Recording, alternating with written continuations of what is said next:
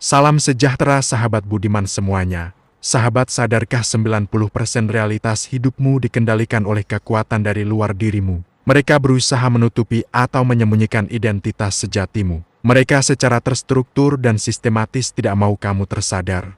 Mereka tidak ingin kamu mengetahui bahwa sejati dirimu adalah sebagai pencipta realitas hidupmu sendiri. Itu sebabnya ajaran ini tidak diajarkan di pendidikan umum. Mereka membonsai, mereka mengkerdilkan potensi kesadaran penciptaan yang telah ada dan melekat sejak pertama dirimu lahir. Dan saat kamu menemukan dan terhubung dengan video ini bukan kebetulan, karena tidak ada yang kebetulan di dunia ini. Diri sejatimu dan kesadaran murnimulah yang menuntunnya. Sahabat, sejati inilah hukum-hukum yang mereka tutupi untuk tetap dapat mengendalikan kesadaranmu. Pertama, hukum kesadaran atau the law of consciousness ini hukum paling powerful dan paling jarang dijelaskan. Inti dari hukum ini adalah kesadaranmu sama dengan realitasmu. Apa yang kamu yakini sebagai kebenaran internal akan memproyeksikan pengalaman eksternal. Dan kalau banyak orang benar-benar paham hukum ini, mereka tidak dapat dimanipulasi rasa takut, karena mereka sadar bahwa realitas itu dari dalam diri bukan dari luar.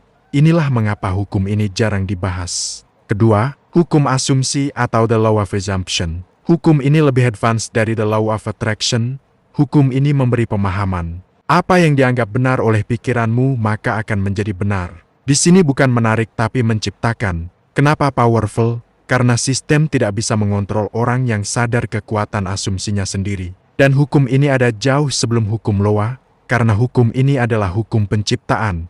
Ketiga, hukum vibrasi atau law of vibration. Ada hukum di semesta ini, segala sesuatu adalah energi. Ketika kamu menaikkan frekuensimu, kamu otomatis menjauh dari drama, manipulasi dan hubungan toksik atau merusak.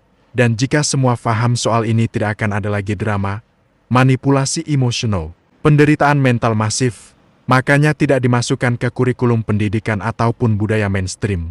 Keempat, hukum keseimbangan atau the law of balance atau the law of rhythm. Dunia fleksibel, selalu bergerak, naik turun, datang dan pergi. Orang yang memahami hukum ini tidak mudah dibuat panik ketika hidup berat, karena dia sadar ini hanyalah fase hidup di dunia ini. Dan sistem tidak suka jika terlalu banyak orang yang tenang dan tidak mudah ketakutan. Kelima, hukum non-attachment atau the law of detachment. Inilah yang ditakutkan oleh mereka. Jika kamu tidak melekat pada hasil, ketakutan, dan validasi, kamu akan sulit dikontrol. Dan orang yang tidak butuh persetujuan siapapun dianggap berbahaya bagi sistem. Keenam, hukum kehendak bebas atau law of free will. Banyak yang tidak mau masyarakat sadar bahwa tidak ada yang bisa mengendalikanmu, kecuali kamu mengizinkannya.